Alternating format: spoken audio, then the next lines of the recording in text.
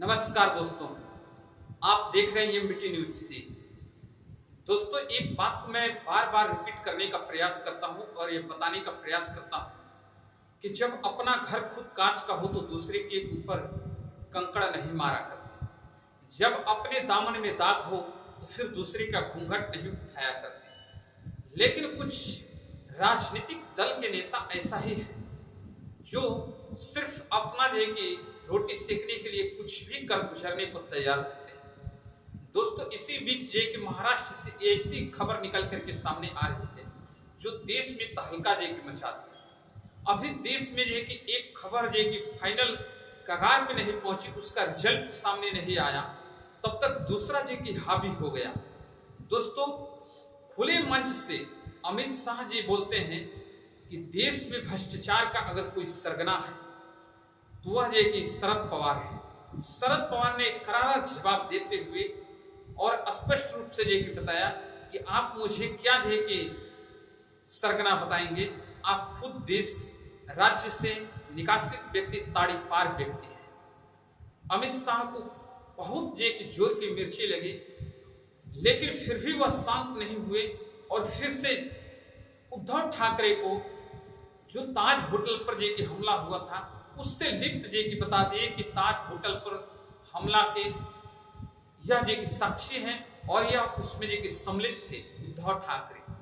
जरा सोचिए, ऐसे आतंकवादियों से जोड़ना किसी को कितना जे की सही है, कितना गलत है, आप जरूर बताइएगा। जबकि आप लोग को स्पष्ट जानकारी हो चुका है कि सोहराब शेख दिन के मामले में, फर्जी मुखबिर मामले में सुप्रीम कोर्ट ने अमित शाह को 2 साल के लिए गुजरात से बैन कर दिया था और ताड़ी पार कर दिया था। लेकिन अब वही जे की व्यक्ति आज एक दूसरे के ऊपर जे की कीचड़ उछालने का प्रयास कर रहा है, तो फिर उसे अब्दाली शाह का वंशज जे की बता दिए उद्धव ठाकरे, अब अब्दाली शाह का वंशज जे की बता दिए, तो फिर उसमें क्या गलत किए? अगर ये कि गलत है, अपने को मिर्ची लगती है, तो फिर दूसरे नेताओं पर ये कि कीचड़ उछालने के प्रयास जी की क्यों किया जाता है? मैं इस बात को समझना चाहता हूं। दोस्तों, मैं पूछना भी चाहता हूं, आप लोग ये कि कमेंट करके जरूर हमें बताइएगा कि क्या ये कि दूसरे के ऊपर ये कि कीचड़ उछालना चाहिए? फडणवीस को जब भारतीय जनता पार्टी वहां के अध्यक्ष बनाना चाहती है तो इससे भी किसी को दिक्कत नहीं होनी चाहिए। दोस्तों, आप करें तो लीला और मैं करूं तो पाप, यह कब तक चलेगा? अगर ब्रजभूषण, प्रज्वल रेवेन्यू, यह दोनों लोग जो है कि बलात्कार मामले में लिप्त हैं, तो फिर अपने पर ये कि दोनों ऐसे तमाम है कि भारतीय जनता पार्टी के अंदर नेता हैं जो बलात्कार से लिप्त हैं, उनके ऊपर आरोप लगा है, आरोप का पुख्ता भी हुआ है, तो फिर उन पर ये कि कार्रवाई करने में क्यों ये कि भारतीय जनता पार्टी गुरेज करती है, क्यों ये कि उस पर ये कि एक्शन नहीं लेते?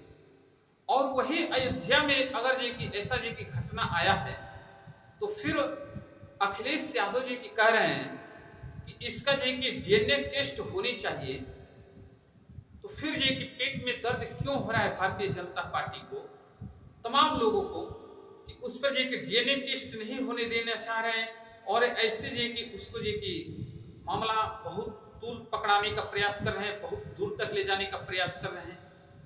ऐसा क्यों कर रहे हैं? ऐसा नहीं करना चाहिए। अगर ऐसा कर रहे हैं तो फिर ये कि जो भारतीय जनता पार्टी में बलात्कारी लोग हैं, वो लोग भी ये कि उनकी भी जांच होनी चाहिए और उनको पूर्णतः जांच करके और ये कि सामने ला करके उन्हें ये कि यह जनता को बताना चाहिए कि हमने अपने ही व्यक्तियों पर ये कि एक्शन लिया है, हम ये कि अयोध्या में हर घटित घटना को एक्शन जरूर लेंगे। बताना चाहिए कि नहीं बताना चाहिए, आप हमें जरूर कमेंट करके बताइए। दोस्तों, अगर किसी गरीब के घर पर बुलडोजर चलता है किसी अन्य समुदाय के ऊपर बुलडोजर चलता है तो अच्छा लगता है, तो फिर ये कि अपने ऊपर जो गलत नीतियां है उस पर बुलडोजर क्यों नहीं चलाई जाती? क्या यही देश की ऐसी राजनीति है जो कभी भी सिर्फ जे के विरोधियों के लिए जे की बनाया जाए? अभी बहुत खबर जे की तमाम जे की खबरें जे चल रही है उसको जे कि समझना और जानना जे की जरूरी है। दोस्तों, आप लोगों से रिक्वेस्ट है कि आप लोग वीडियो में बने रहें, पूरी वीडियो देखिए, जरूर समझ में आएगा बातें, और समझ में आती है तो चैनल को सब्सक्राइब जरूर कीजिए।